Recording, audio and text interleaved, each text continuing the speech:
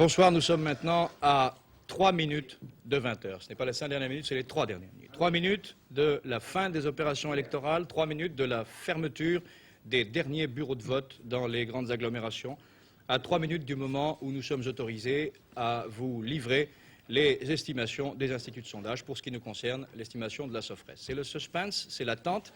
Et vous pourrez le constater, même sur ce plateau de télévision, le plateau 2 à Cognac-G, c'est aussi le silence total. Même les téléscripteurs se sont tus. On attend 20 heures. Tout a été dit et répété sur une campagne électorale un peu longue pour certains, mais exemplaire en dépit de quelques incidents.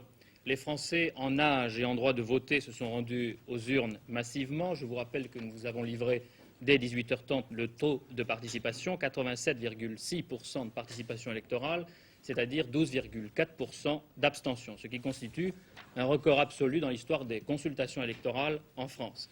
Cette passion et cette mobilisation de l'électorat permettent déjà deux indications. D'abord, ce type d'élection du président de la République au suffrage universel est accepté par tous les Français qui choisissent eux-mêmes le chef de l'État, ses orientations ou ses perspectives politiques pour 7 ans. Ensuite, plus de 2,5% du corps électoral, nous vous l'avons dit, c'est-à-dire près de 700 000 électeurs qui ne s'étaient pas exprimés au premier tour du 5 mai, ont donc voté aujourd'hui. Toute la France géographique s'est prononcée, comme le disait tout à l'heure le professeur René Raymond.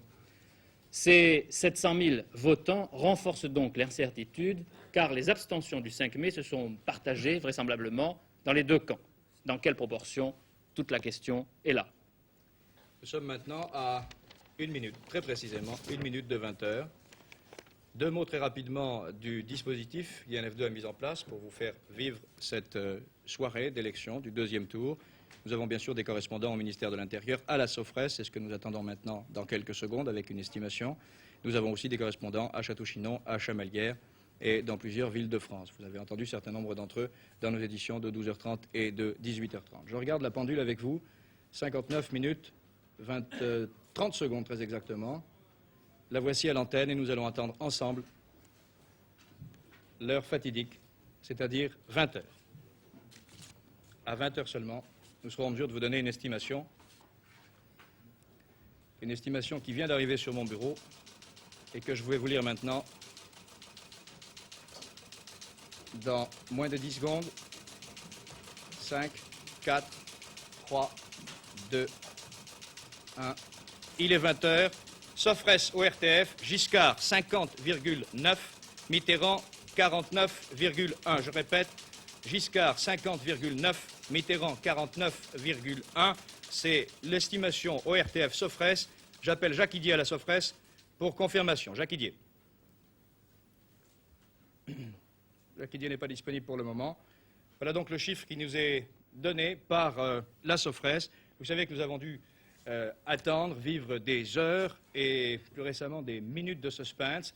Il y a encore une heure, un certain nombre de chiffres circulaient, des fuites, disait-on, des instituts de sondage, des chiffres qui étaient extrêmement voisins. Et c'est seulement dans la dernière demi-heure que les instituts de sondage ont pu affiner leur estimation. Je répète ce chiffre de l'ORTF Sofres. Valéry Giscard d'Estaing, 50,9% des suffrages. François Mitterrand, 49,1% des suffrages. C'était l'estimation ORTF Sofres à 20 heures. Nous allons tâcher, bien sûr, grâce à la Sofres, de l'affiner plus ou moins au cours des heures qui suivent et peut-être aussi avant 20h30. Ça n'est pas très sûr car maintenant les instituts de sondage attendent pour affiner ces estimations, notamment le vote des grandes agglomérations. Et vous savez que beaucoup de grandes agglomérations ont terminé de voter à 20 heures seulement. Nous pouvons faire une comparaison avec d'autres.